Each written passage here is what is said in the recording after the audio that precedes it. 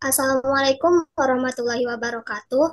Kami dari kelompok 4 kelas Insight akan mempresentasikan hasil ujian praktik mata kuliah deployment dengan judul Web Deployment Klasifikasi Pesan Spam SMS. Dengan beranggotakan 4 orang, yang pertama ada Adi Gunawan, yang kedua saya Selvi Silviana, yang ketiga Ziam Agista Mutmainah, dan yang keempat ada Yoga Adiansyah. Agenda pada presentasi kali ini adalah yang pertama, membahas tentang latar belakang masalah, yang kedua, rumusan masalah, yang ketiga, tujuan, yang keempat, ada flowchart system,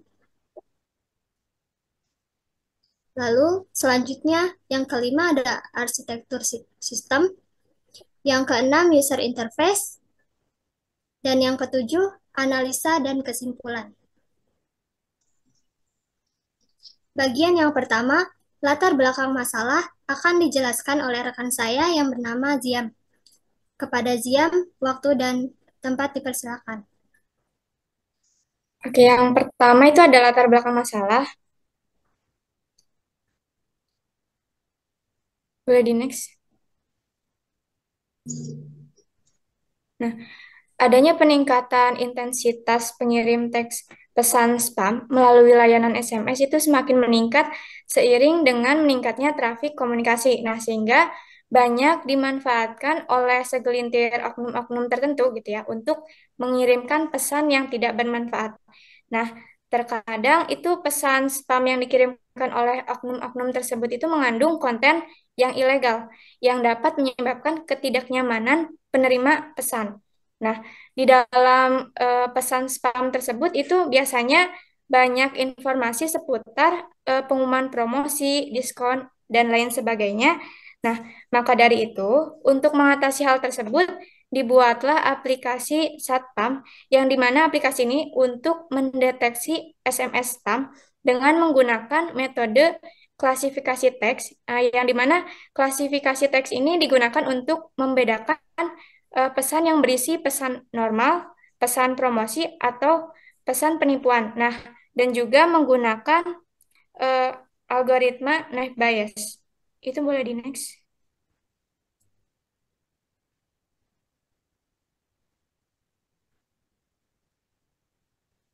Selanjutnya ada rumusan masalah. Rumusan masalah yang pertama itu bagaimana cara membangun algoritma klasifikasi SMS menggunakan teknik Natural Language Processing atau NLP dan algoritma apa saja yang dapat digunakan dalam pemodelan tersebut. Rumusan masalah yang kedua, bagaimana langkah-langkah untuk melakukan deployment algoritma klasifikasi SMS dengan menggunakan teknik NLP. Dan rumusan masalah yang ketiga, bagaimana performa masing-masing algoritma dalam klasifikasi SMS dengan menggunakan teknik NLP dan bagaimana cara membandingkannya. Yang ketiga, bagian tujuan akan dijelaskan oleh rekan saya yang bernama Yoga. Silakan. Nah, terima kasih waktunya. Untuk tujuannya sendiri, tujuan dari development klasifikasi SMS spam, promo, dan penipuan, yaitu untuk memberikan solusi bagi pengguna layanan SMS dalam memilah dan memfilter pesan-pesan yang masuk ke dalam ponsel mereka. Tujuannya ini akan membantu mengurangi risiko pengguna terhadap pesan-pesan spam atau penipuan yang bisa membahayakan keamanan dan privasi mereka serta meningkatkan efektivitas dan efisiensi layanan SMS dan memberikan pengalaman pengguna yang lebih baik dan aman.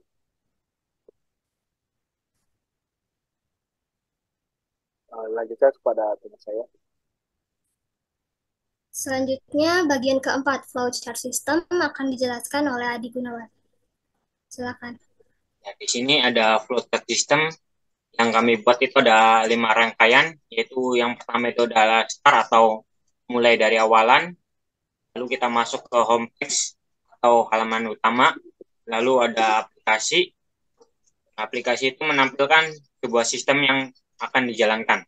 Lalu ada anggota kelompok, itu menjelaskan kelompok-kelompok kami yang ada di website atau ditampilkan di aplikasi itu, lalu ada finishing. Nah, namun di sini flowchart-nya karena kita menggunakan sistem perulangan atau dialing, kita menggunakan garis tambahan yang ada di sampingnya. Oke, next.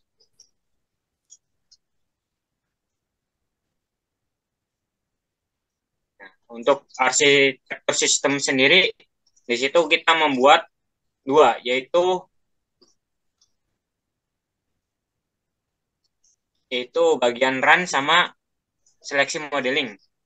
Itu nanti akan dijelaskan, dipaparkan secara langsung di bagian Google Colab-nya. Untuk sekarang kita lanjut dulu ke bagian tampilan. Nah, di sini ada user interface. Nah, itu adalah tampilan dari sistem atau programnya. Di sini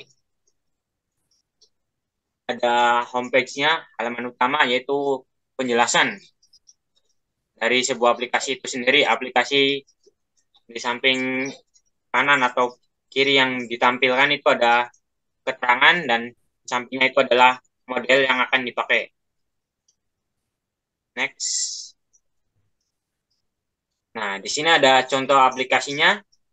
Di sini ada dua, yaitu pengirim dan penerima, ataupun sebaliknya, yaitu kita menggunakan tersangka atau oknum, dan kita sendiri sebagai Anda. Nah, di sini ada contoh chatnya. Kalau kita ngobrol biasa itu adalah obrolan normal. Ketika ada obrolan promo, itu bakal berubah menjadi promosi. Next. Di sini ada anggota kelompok yang udah dijelaskan di awal. Di sini kita tampilkan lagi untuk memperjelas kelompok atau anggota kami.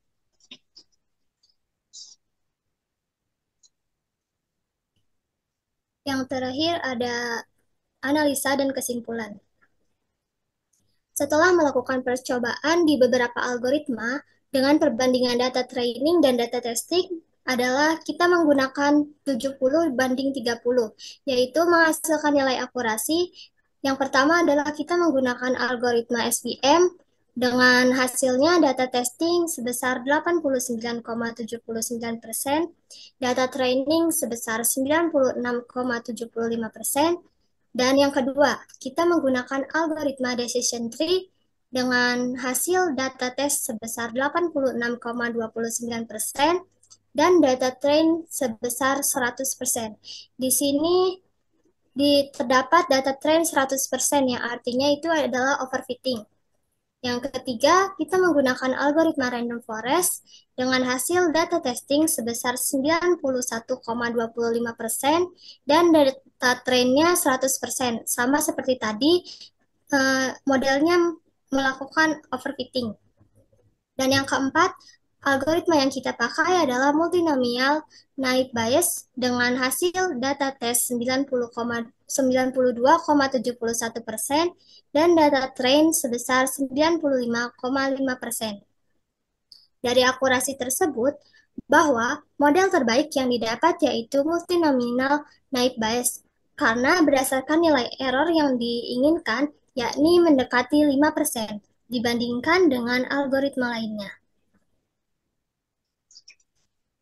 Berdasarkan hasil eksperimen tersebut, bahwa dengan melakukan klasifikasi teks pesan pada aplikasi Satpam, maka dapat menangani pesan yang terindikasi, apakah pesan tersebut termasuk ke dalam pesan normal, atau promo, atau bahkan penipuan.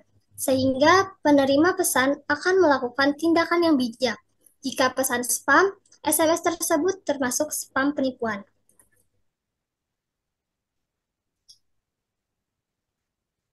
Selanjutnya akan ada demonstrasi dari aplikasi oleh Adik Gunawan pada Google Colab dan hasil websitenya.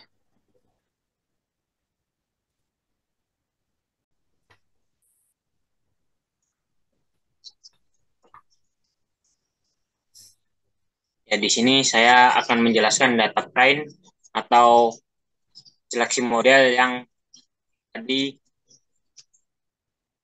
sempat kita tampilkan. Nah, yang pertama itu adalah kita panggil atau install dulu beberapa elemen. Di situ ada pip show skid layer, lalu ada pip install NLP, ada Rastrawi juga diinstal. Lalu kita import semuanya. Di sini ada beberapa data yang harus diimport dan kita panggil juga. Lalu ada data SQL di sini. Di sini kita sebelumnya kita ngambil data dulu, ngambil data dari Google Drive yang udah kita upload datanya ke Google Drive. Google Drive-nya sendiri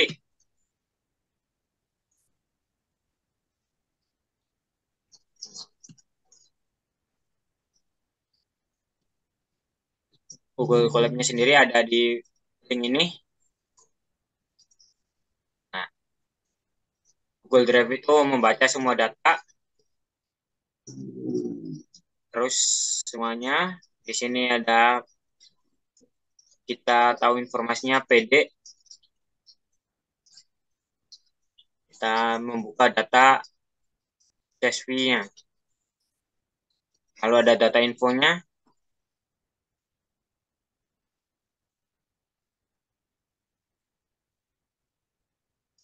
Next, nah sudah eksplorasi analisis idenya. Di sini seperti yang sudah diseleksi, ada SMS normal, ada fuad atau penipu, ada promo.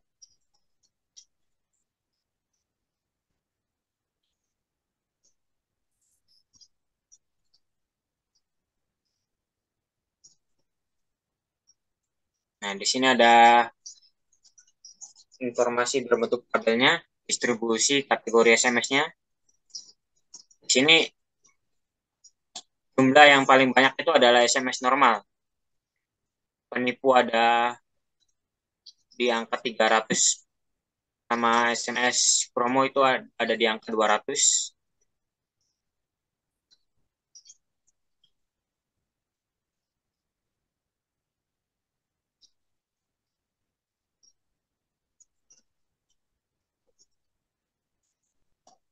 Nah, selanjutnya itu adalah seleksi datanya, text processing-nya. Seperti yang tadi dijelaskan oleh Silvi, berapa persentasenya.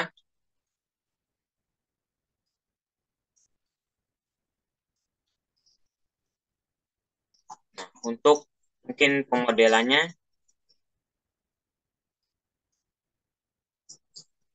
kita coba lagi yang tadi sempat tersendak.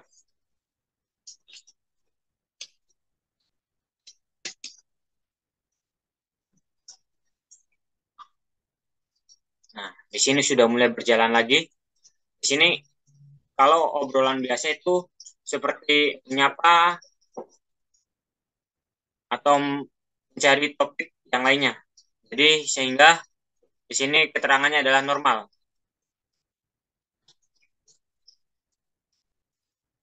Kalau promo kita contohkan.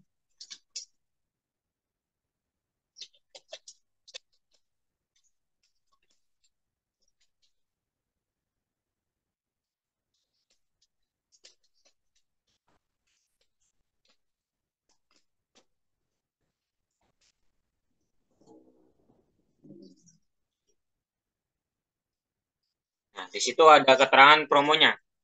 Untuk keterangan penipu sendiri itu adalah lagi. Nah, untuk sekian presentasi dari kelompok kami. Mohon maaf bila ada salah kata. Kami akhiri. Taufiq walhidayah. Wassalamualaikum warahmatullahi wabarakatuh.